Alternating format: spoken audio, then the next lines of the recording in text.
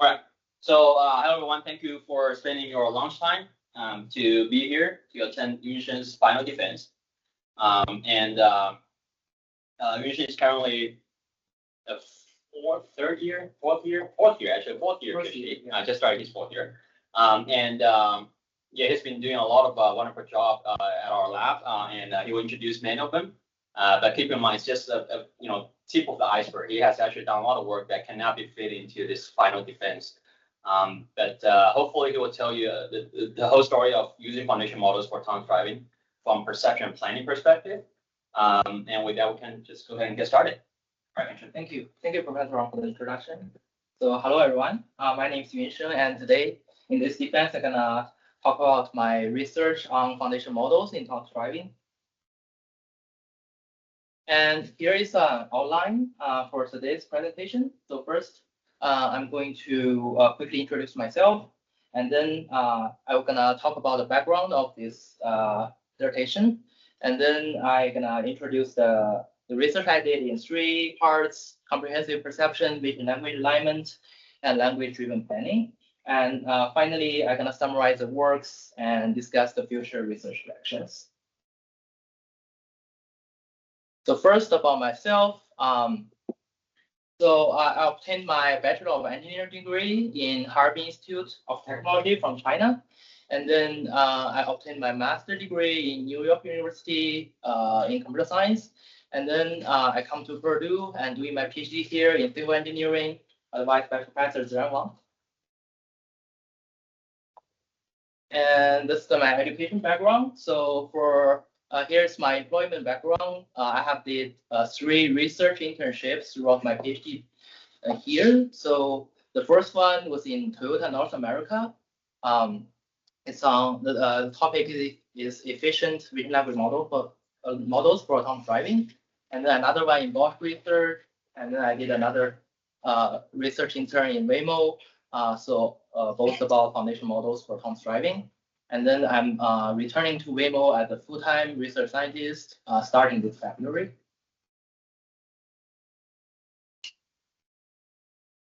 Yeah, so that's about myself. So now I'm gonna start to talk about the background of this dissertation. And first, so to give you a background of what autonomous driving tasks are. So we are basically, that's a very high level figure showing the architecture of like a autonomous driving system where we have input sensors and that's collecting the data from the environment of the vehicle. And then we're gonna do this, we can categorize all the tasks we need in 3 categories, meaning perception, prediction, and planning. And the perception task is to ask what is wrong, and it detects, it is used to detect and track objects, lanes, traffic signs, etc., using the data from the sensors like camera, LiDAR, or radar. And then in the prediction task, we wanna forecast the future behavior of dynamic agents in the environment, such as cars and pedestrians. And subsequently, in the planning task, we want to generate the future trajectory of the eco vehicle or like a motion plan that based on current perception, environment, and predictions. And that plan will be sent to a control model to execute in the real world. So that's a very brief overview of the autonomous driving tasks. And here is here I want to show the evolution of these autonomous driving systems in the past like 2 decades. So in the very beginning, in the early 2000, we have this early prototype of autonomous driving systems, like it's usually called a modular-based approach nowadays. And these systems are usually based on some handcrafted logic. And an example is shown here, like if there is a stop sign, we want to brake. And this is the early prototype of autonomous driving systems, and turns to be easy to develop and easy to debug. But it just because of this handcrafted logic, it can only be applied to limited scenarios, and it's hard to scale and it's hard to generalize well. And then we have this end-to-end driving stack that's like currently very popular. Like we have a pure deep learning data-driven method that we just use a fleet to collect all the kind of data that we need. And then we train this black box deep learning model to do the driving for us. And this approach turns to be like perform better than the modular approach, but they just lack explainability because of that black box, and it requires high volume of data for training. And then I think the next generation of autonomy is this foundation model driven. So this is also the proposed paradigm in this dissertation that I'm gonna introduce in detail. So in summary, we are moving from systems that can detect to systems that can really understand and reason. All right. So what the foundation models actually define? So by definition, they are general word models of language, vision, and or other modalities such as text, images, audio, any kind of data modality you can think of. And we just collect all this kind of data from the internet, and we just train it. We usually call pre-training on these open domains. And so how do we apply this foundation model to a specific domain is to fine-tune it to a subsequent or like downstream task. Like in this dissertation is autonomous driving.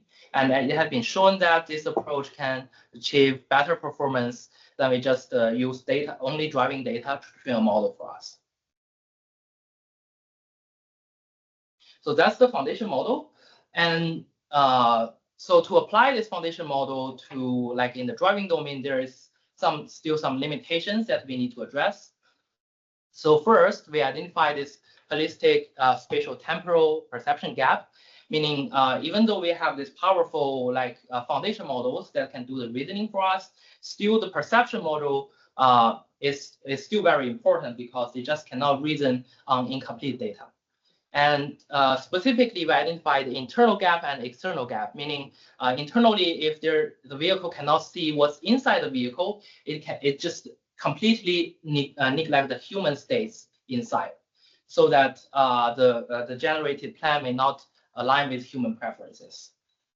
And externally, we have this occlusion and also long-term temporal dynamics limitations. Specifically, if we just have a single vehicle setup, the camera, there is just some blind spots and occlusions that if the model cannot see, then it cannot reason upon that. And also, we need long-term temporal dynamics to make predictions into the future.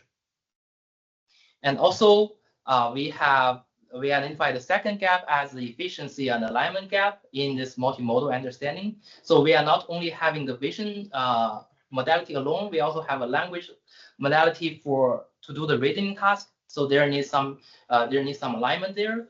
And specifically, the efficiency is one issue because the foundation models turns to be, or like large language models are usually very huge, and it just turns to be too slow for high frequency video.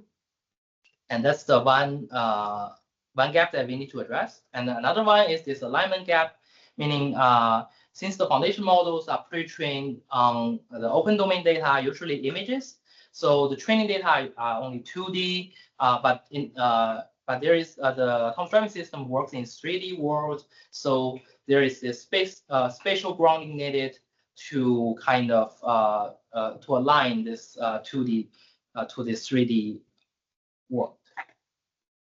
And then the third one is the alignment gap in language-driven planning, since the classical planners cannot interpret natural language or just cannot adjust to high-level intent of humans. So we need to address this gap by introducing continuous improvement via some kind of human-in-the-loop feedback learning process. So that gives the limitations that we want to handle in this research. And based on that, we propose this foundation model in autonomous driving framework. So specifically, we have these three top layers, the input layer, the core processing layer, and the output layer. Similarly, in the input layer, we, as in any autonomous driving system, we have the sensors. The standard ones are like cameras, lidars, and radars. And then specifically, we add this V2V communication to address the occlusion gap that I'm going to talk about later. And also, we have these human inputs in the input layer that consists of natural language instructions and feedback that's going to be processed by our language engine. So that's the whole input to the system. And in the core processing layer, that's our core contributions in this dissertation. And the first part is the comprehensive multimodal perception. So specifically, the first model is we built a digital twin, which is a digital replica of the driver to understand the internal human state inside the vehicle. And we have a SAM-former module that's used to process the spatial temporal information.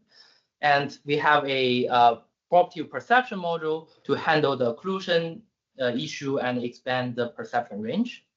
So that three modules make this comprehensive multimodal perception stack. And then the output from this part is the robust scene features that's going to be used in the bridge layer, where we have this efficient vision language alignment. This consists of two modules. The first one is video token sparsification to compress redundant video tokens so that to reduce the cost. And then we have this multimodal task alignment module to align the BEV, like the 3D representation of the world, with the language for the LLM to understand. And the output from the second part is the aligned vision language tokens that the LLM engine can understand, so that it can we can do this language-driven planning. This consists of two modules. The first one is the LAM pilot to convert natural language instructions to code, and the second one is the human-in-the-loop learning process. And the output from all these core processing layers, we have these actions, that's the standard to drive the car, and we also have the captions, that's the natural language explanations to help the riders to build trust. So that's all of the proposed framework. Like an overview, I will talk about the details in the later slides. So the first part is about the comprehensive perception. We have three works here. The first one is called the driver digital twin, is to address the internal gap. The paper is was published in Transaction on Intelligent Vehicles in 2024. And the motivation of this work is that we do not want to build a system that only treats the car as a mechanical entity and just ignore the internal human state. And so we built a digital replica of the driver called the digital twin that mirrors the driving behavior in real time. And so how do we do that? So here is the figure showing showing this model. We have the input from the sensors, and we use a transformer-based. Okay. So we have this transformer-based backbone that's taking all these multi-view camera images as input and process them. And we have two tasks that's built upon this backbone. We have the action recognition, which is a main task of this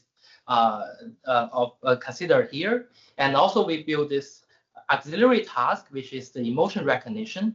So the action recognition is used to identify like actions like drinking or texting, and also the emotion recognition is for identifying the driver's like emotion states, like happy or neutral, etc. So, and we build this multitask learning framework to train this two tasks simultaneously. And specifically, we found that this multitask training approach helped us achieve better performance than the single task baselines. And we achieved the state-of-the-art performance on these two data sets over and there's an obvious improvement over the single task baselines. And so this shows this multitask learning framework can leverage the correlation between the driver emotions and actions, so that there is so that we can enhance robustness compared to the single task baselines. So specifically, as an example, if the driver is talking to another passenger in the car, then usually there is a correlation that the driver's emotion is happy. So that's how that's the rationale for using this correlated task for this training, and it shows this improvement. And so here the take message is the system can establish this driver due train, like doing this two recognition tasks that mirrors the driver in real time, so that we can create a human aware system that can adapt its behavior to the occupant state.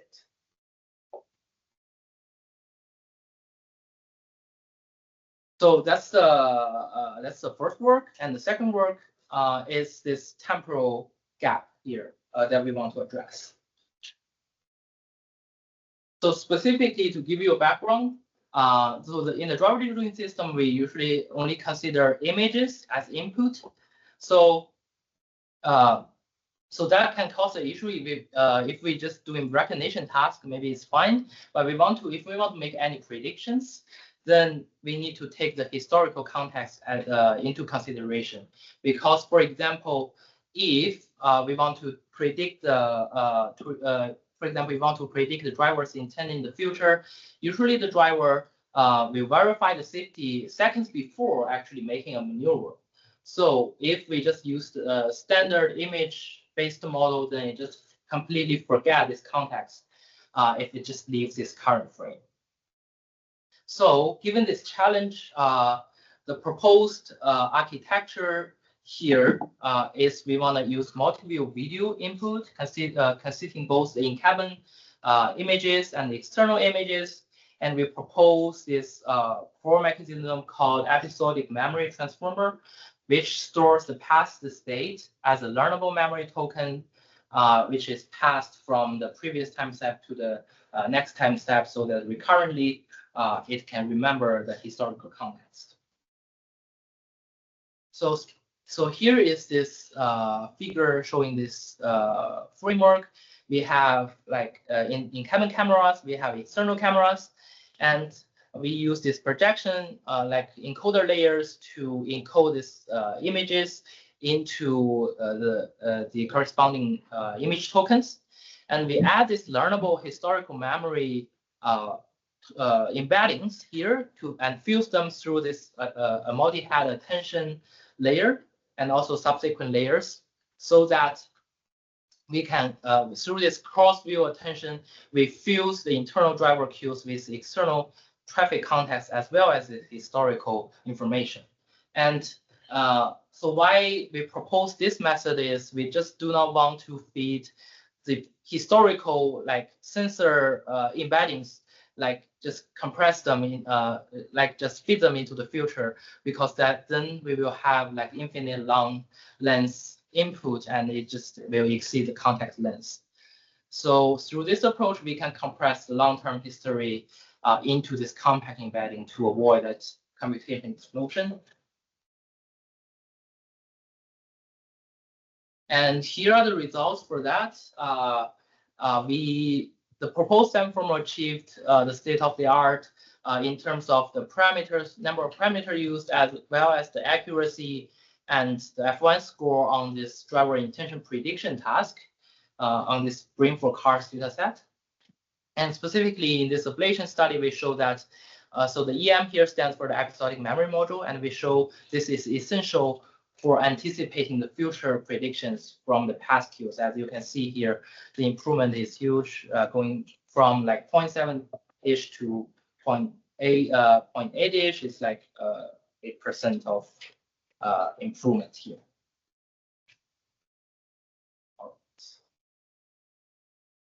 So that's work to address this temporal gap.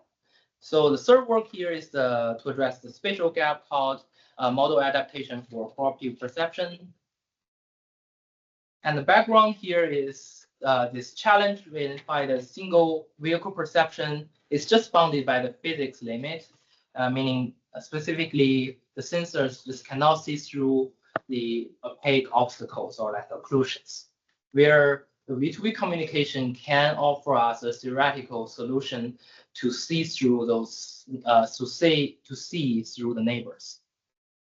And the motivation specifically for this task is, for this work is that the state-of-the-art like cooperative perception models, they just treat this multi-agent perception as a distinct domain, and they just build a model from scratch and train the model from scratch.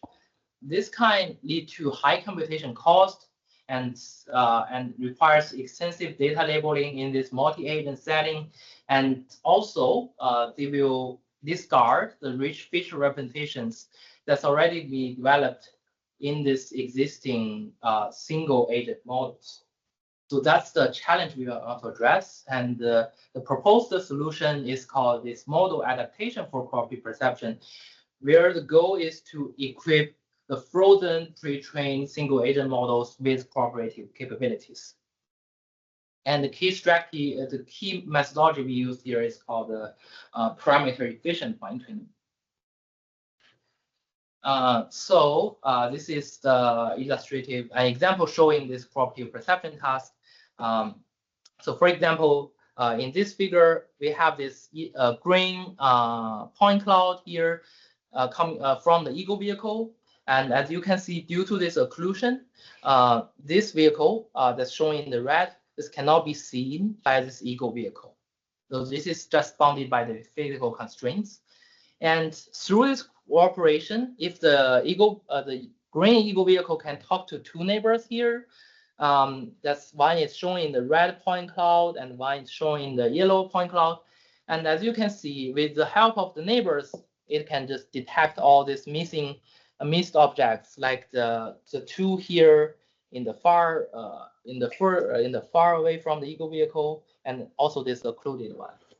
So that shows this motivation of using the cooperation here to address the occlusion and long-range perception challenges. So specifically, how do we do that is we propose this MACP model adaptation cooperative perception architecture. So this is a high-level figure. So we will have the point cloud inputs. For example, we have 3 cars or like 4 cars here collaborating with each other, and each car will have its onboard feature encoder that we call CONADA modules that encode this point cloud to a latent space. And then we will have a down convolution here that's inside this CONADA module, so that we can compress this encoded information for low dimension for efficient transmission. So specifically, the ego car will send this compressed features to broadcast them to the neighbors, and then simultaneously it will receive from the neighbors with the encoded and shared information from the other neighbors, so that through up convolution it kind of restore or like decompress this information. And then we will have a feature fusion here that's using the original uncompressed point cloud from the ego vehicle, as well as the shared decompressed one from the neighbors, so that this fusion feature will be sent to the decoder or like the prediction net to make any predictions or like to output the detection results.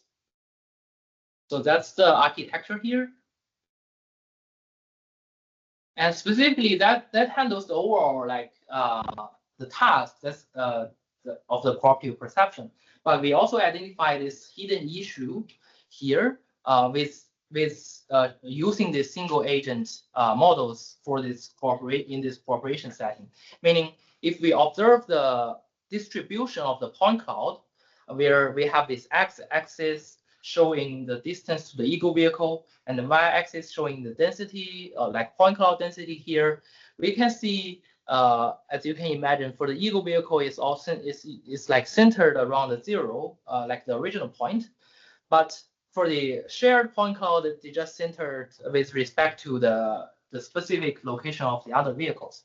And this will cause this domain shift that hinders the performance of single vehicle models.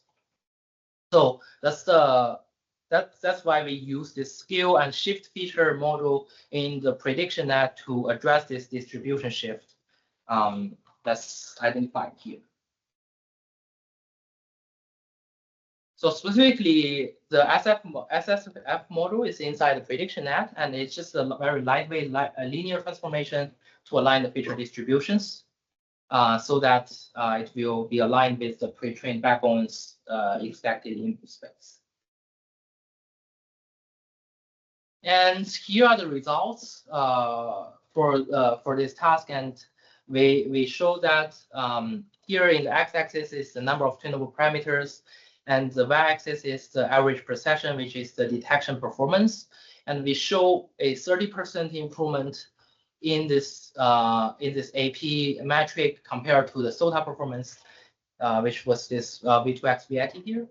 And also in terms of efficiency, we achieved this high performance with only 15% of tunable parameters. It just requires, we only need to train less than 2 million parameters compared to the other ones. And also the bubble size here is showing the required volume of data transmission. And we show that we only need 65% of volume, and it is also more efficient in terms of the bandwidth requirements.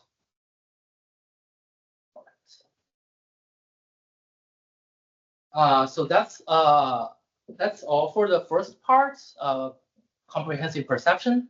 And through this part, we have established a holistic sensor layer that's both internally aware, where we address this ignition of human state problem through this digital twin method, and we make it temporally predictive and address this lack of intent first set problem through the SAMformer, and also the spatially unbounded. We make it spatially unbounded, addressing this occlusion and range problems through the MACP.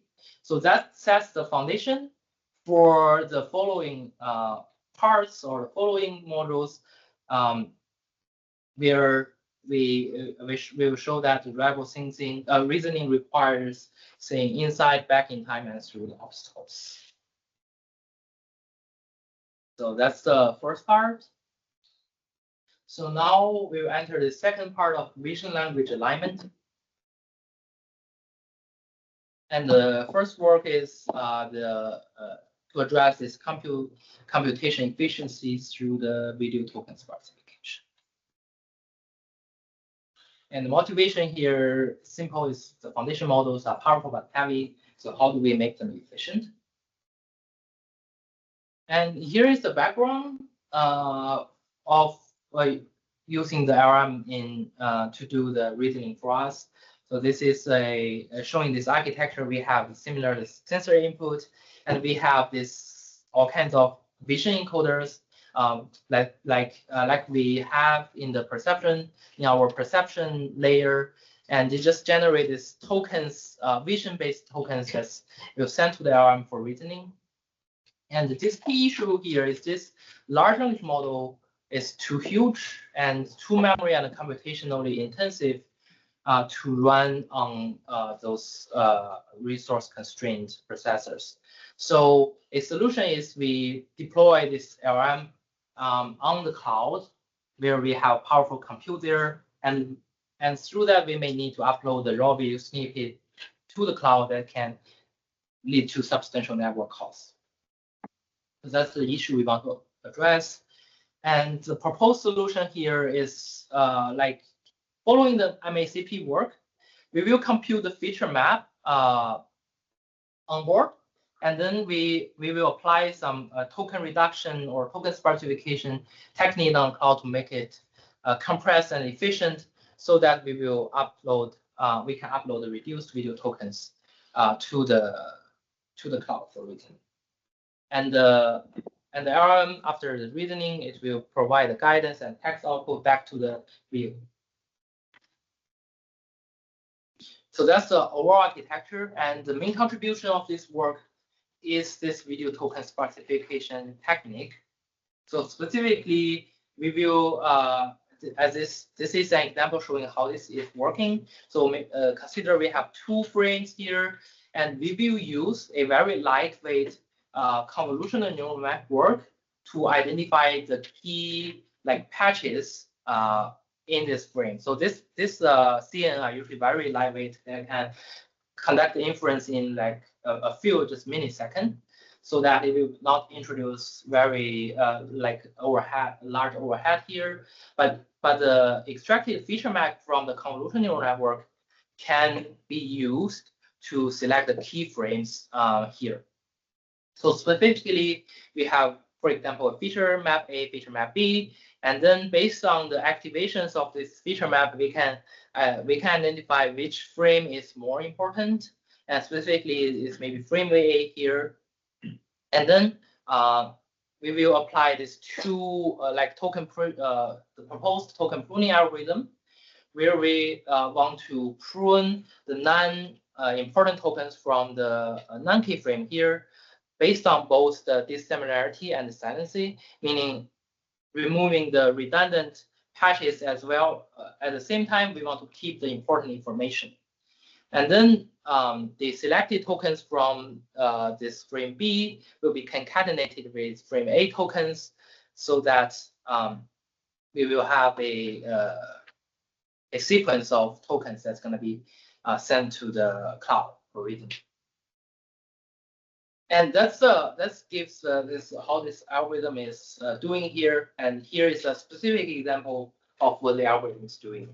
And so, for example, these are 5 consecutive video frames here.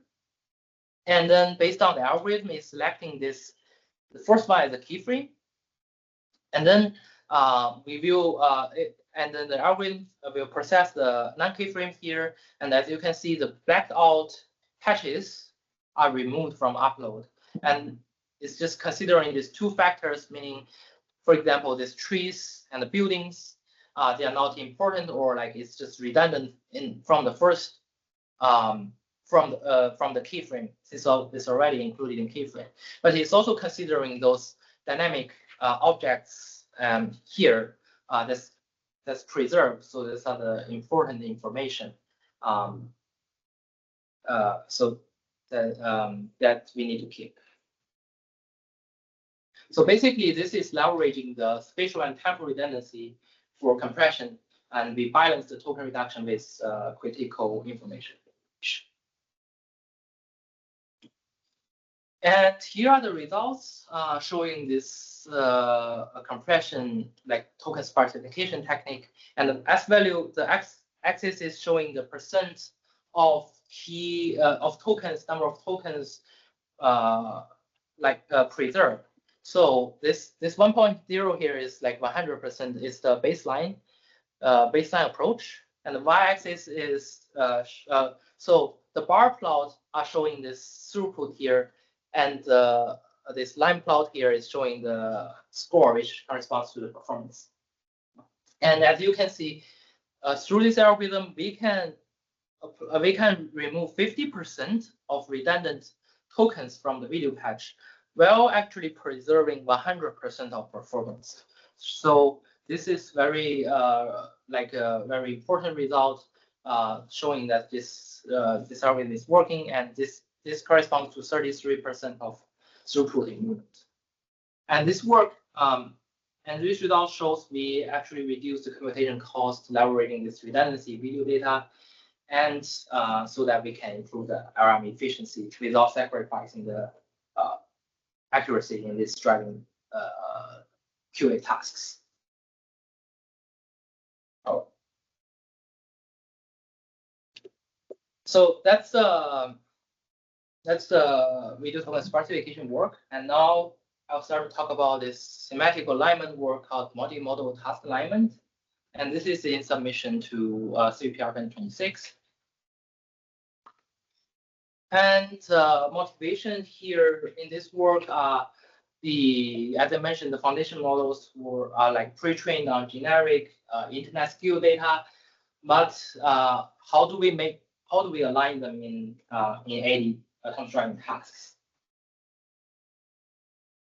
So this is this background. Similar this background is showing this how do we use LRM in this two branch setting? Meaning we have the standard. So in the upper branch we have a standard like vision based approach for object detection, where the input are from the camera, for example, the camera images, and we will have a vision encoder as we shown in the previous previous works, and we will have this vision tokens or vision embeddings that's going to send to a vision-based decoder to make predictions. That's the like pure vision approach. And then given this powerful LLM, now we can have a language powered branch here that's also taking this vision inputs here to through a bridge layer called QFormer and to the LLM for reasoning. And we can also add some prompt, like we want to describe the behavior of each object in the scene, so that the LLM will generate a caption based on that. And so for this like vanilla multitask baseline, we identify that there is no alignment between these diverse tasks, meaning the two tasks are just independently like optimized through this corresponding losses, but just not aligned, and that will cause some issue that we're going to show. And also there is from the previous works we found that the single task model may even outperform the multitask trained method. So meaning they are not learning from each other. So given this observation, we propose two alignment techniques in this multimodal task alignment work. Specifically, the first one is the BEV language alignment. So BEV here stands for bird's eye view. It's just a 2.5D representation of the 3D world that's projected to the bird's eye view space, like top-down view. And then we found that since this BEV like encoder are usually pre-trained only on through this vision loss, so basically they are not aligned to the language space. And we found that we can do this alignment in the training through inside this bridge layer. Usually the bridge layer is called a QFormer by tradition, and we apply this language, this BEV language alignment loss here. So how we did that is through this ground truth. We encode this ground truth captions of the objects through a frozen text encoder, so that we apply a mean square error loss here to directly align the features here inside the QFormer with the text embeddings. That's how this alignment works. And then so the BEV language alignment, or BLA, is giving us better embeddings here to like tokens fit to the LLM, but the two tasks are still not aligned. So that's so we further propose this detection captioning alignment loss that's enforcing this consistency between the detection and captioning output. So how this works is we take this predicted bounding boxes from the current scene, also the predicted captions for each object in the scene, and we do a contrastive learning loss or like cliff loss here, so that these two predictions from the two branches, like there is this supervision to align them. And here are the results of using this approach, and we found that so here so in the left column we have a ground truth for this current scene. This object here is a blue bus, the ground truth description is blue bus about 90 meters in the front, and there's a white car there. And the second column is showing the vanilla multitask learning baseline called TOS recap. And as you can see, their detection branch is successfully detecting this fast here, but their captioning model is outputting that there is a blue trash can there. So there's obviously this hallucination or like misalignment here, that their detection branch and captioning branch are output completely like different results. But through our alignment technique align, you can see the captioning is more like aligned with is like almost the same as a ground truth, and also so that this this shows the alignment improves the performance across these two tasks. And so quantitatively, we show almost a 10% of improvement in detection performance of rare objects. That's usually the critical the critical ones in the autonomous driving task, since you want to handle this rare like objects on the road. And here are like more like detailed results. We achieved this state of the art on the 3D detection 3D detection task on the nuisance dataset, as well as the captioning results on this TOS recap dataset. So this is showing this the MTA is improving both the detection and captioning performance. All right. So to summarize this part 2, we have engineered an interface that makes the foundation model viable for AD, and specifically we address this computation efficiency problems through the video token specification, and we handle this hallucinations and 2D 3D mismatch to align this these two modalities thematically through the multimodal task alignment. And here the interface is ready so that we can transform the heavy LLMs into efficient grounded agents.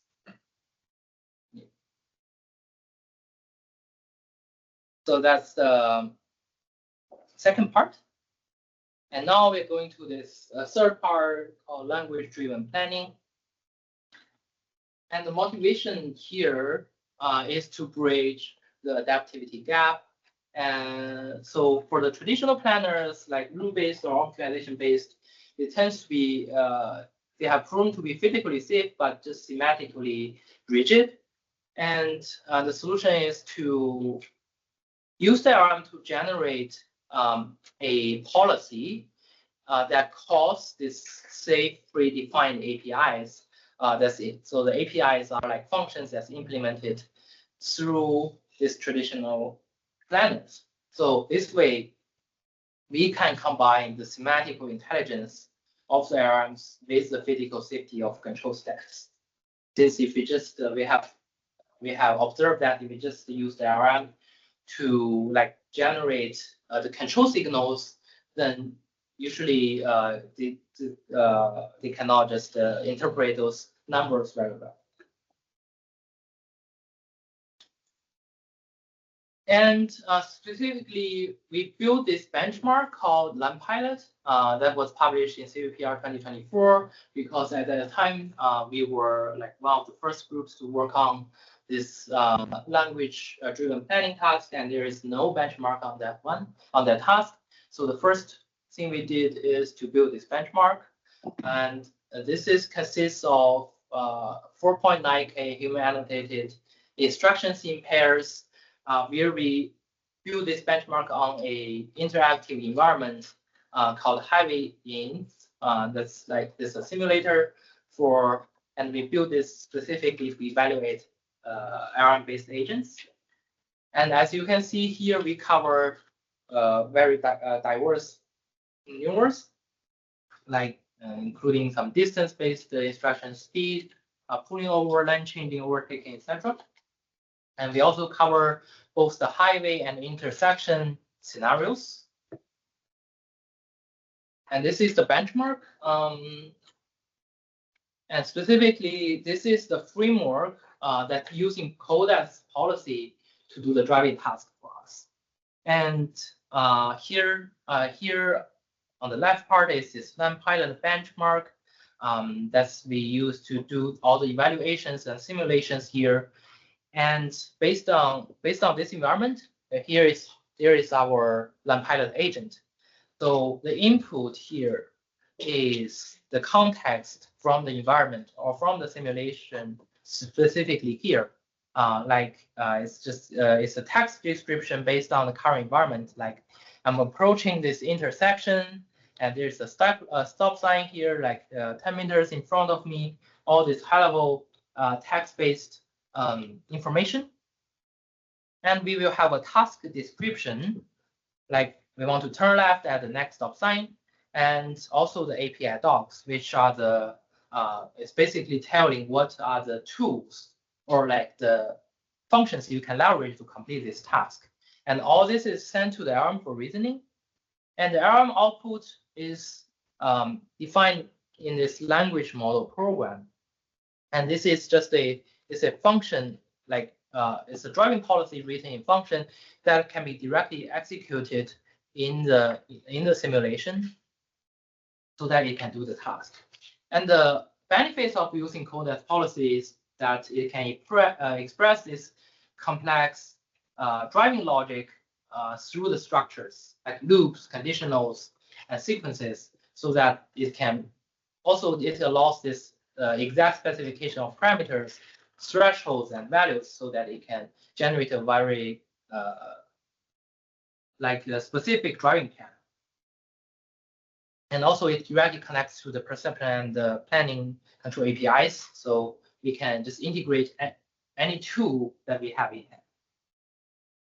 So that's the architecture of NumPilot doing this driving task.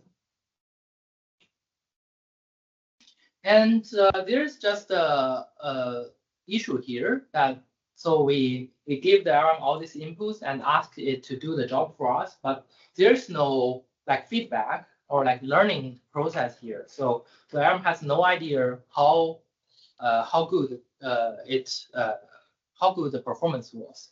So that we introduce this learning from human feedback loop to ground the LLMs in the driving feedback. And specifically here, so here is the feedback, like the forward process. We have the instruction, we have feed to LLM and generate code and do the execution. But there is no feedback, so we introduced here that the simulation result is sent to a human for review, and if he or she is satisfied with it, we're gonna save this in a database. And over the time, it will consist of all these driving knowledges. And if it's not satisfied, the code, the human feedback will be sent back to the LLM for another round of reasoning, so that the LLM can understand, okay, so what's wrong with this generated code or like policy that can be improved or fixed. And then it will just go another round, and whatever round it takes, and until the human is satisfied, and then it's gonna be saved in the database. So that's through this way. When there's another similar scenario or similar instruction coming, then the LLM can first do a retrieval in this database to see if there's any validated driving policies here for reference. And then through this approach, we can ground the LLMs with this retrieval augmented generation technique, and it can just generate the responses based on the driving knowledge database here. So that's learning from human feedback.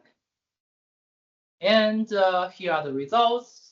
First results are on the NumPilot, and we have shown here, we tested all those previous state-of-the-art LLMs by that time, like Llama 2 and Palm 2, ChatGPT, etc. And we found that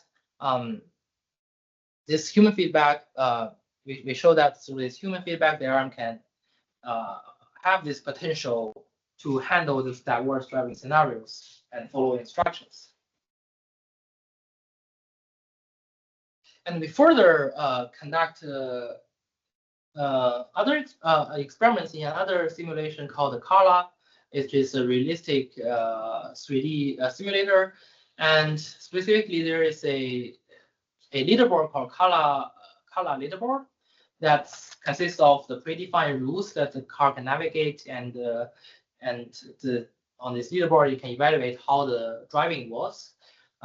And it's called, the metric here is called the driving score, that's considering both the route completion and infraction penalty. And we found that through this human feedback chain of thought approach, we so this on this long routes, the zero shot, meaning we just prompt the arm to do the task, it can actually get a 0 driving score. So meaning it made too many mistakes and the score is 0. And if we provide it with some examples like codes, it can achieve at least some score on the leaderboard. But we found that we train this LLM through our human feedback approach, and with only 50 stored policies, it can achieve a relatively good score compared to the reinforcement learning baseline. So it's showing this power of the LLM reasoning to finish these tasks.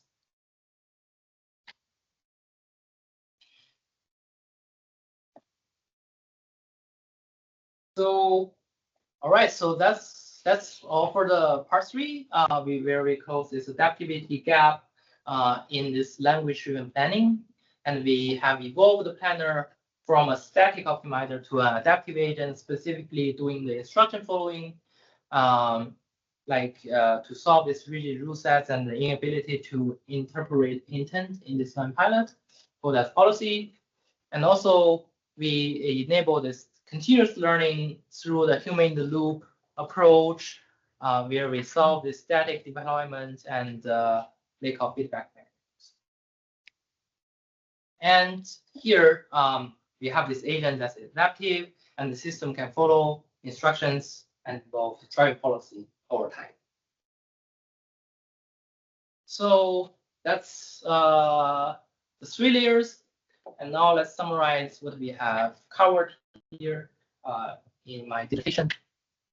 So first one is we close the perception gaps through 3 works: the internal state, we build this driver directing approach, we do the real-time monitoring of driver attentiveness to ensure the autonomy remains human-centric. We address these temporal dynamics, introducing the episodic memory for capturing temporal dependencies.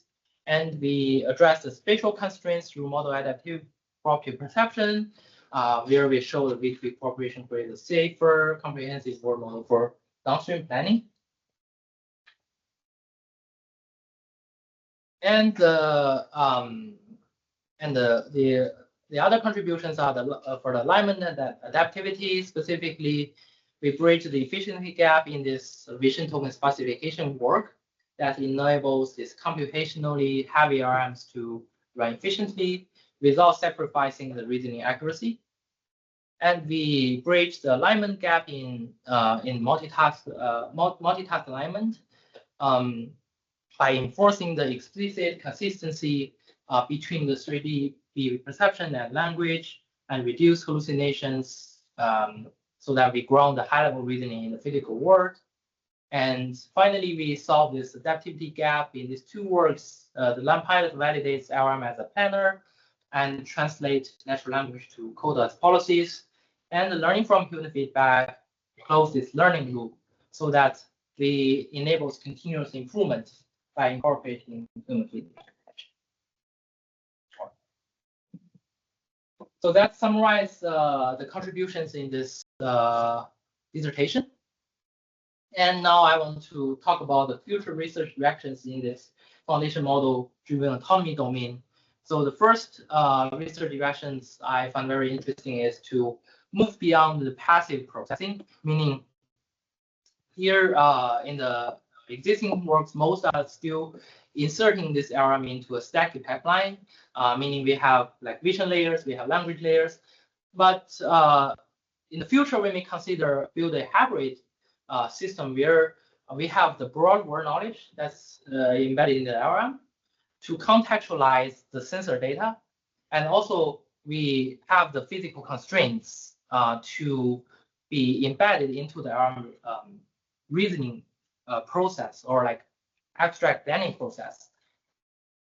And the concept is to have this semantic understanding and geometric precision as complementary dynamic components, like a dynamic complementary loop, not as separate stages. Yeah, so that's direction one. And another direction is about this cognitive perception, like cognitive optimization, where we have system one, which usually called the heuristic-based decision making. That's usually lightweight and efficiency. It's like when you are asked a question about what is 1 + 1, you usually use your system one thinking, heuristic-based. You just can give the answer. But we also have this system two, complex reasoning. If you ask a complex math problem, you usually use the system two thinking. And how do we actually use this in autonomous driving context? Usually, as you know, the driving contexts are also very diverse. We have very simple driving scenarios like empty highway, and we also have very complex driving scenarios like unprotected left turn in a crowded intersection. So which usually requires a system to complex reasoning. So how do we benefit? How do we have this adaptive dynamic loop so that we can shift from like that mirrors this human intuition. We want to go lightweight when possible, but we want to go deep when necessary. So that's like this optimization research direction. And we also, through this, we want to shift from passive consumption of the sensor inputs to active information thinking to make this agent really cognitive intelligent. All right.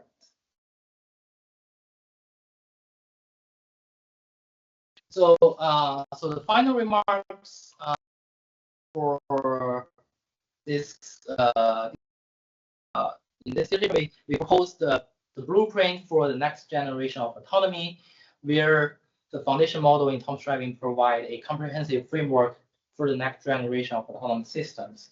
And the conclusion here is the cognitive gap is bridged not by discarding the traditional approaches, but by integrating them through alignment, through efficiency, through a human-centric design.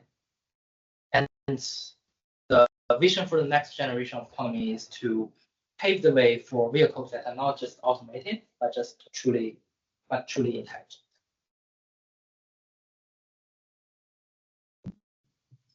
All right, so that's the main part of today's presentation. And finally, here are my work that's I have done throughout my whole PhD journey. I have 26 publications and total like 1900 of total citations. And I have published 16 conference proceedings, 5 journal articles, and 5 filed US patents. And here are the list of them. These are the list of the papers that I first authored or co-first authors on this dissertation topic, and perception and planning that's covered in this dissertation. So these are the ones, Samform and this VITDD, multimodal multitask vision transformer. And also below the lines are the works due to the time limit of this defense, I cannot cover, but they are all my core works that I've done on perception and planning.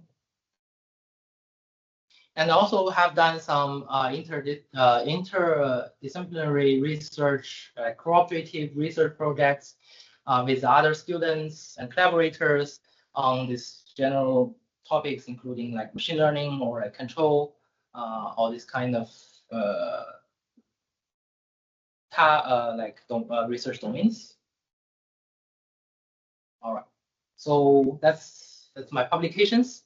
And finally, I want to thank everyone for coming, and specifically I want to thank my parents for their unconditional love and support, and also my advisor, Professor Zheng Wang, for his invaluable mentorship and guidance and opportunities. So without his support, I cannot go this far in my PhD. And also, I want to thank all the committee members, both here and online. Dr. Aniket Bara, Dr. Lu Su, and Dr. Xiaoqian Wang for their insightful comments and support.